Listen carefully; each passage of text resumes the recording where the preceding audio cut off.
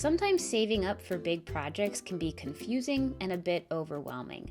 That's why I like to use my budget to break big expenses down into manageable chunks.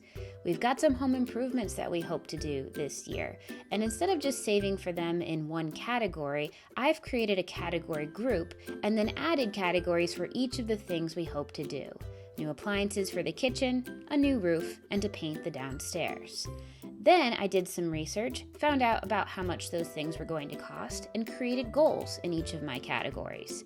We're hoping to have $2,000 by next spring for the appliances, the roof's going to be $4,500 next summer, and $500 to paint the downstairs next fall. The nice thing now is I can select my entire category group and see exactly how much money we would need to save each month in order to accomplish each of these goals. And with one click, I can fund them all.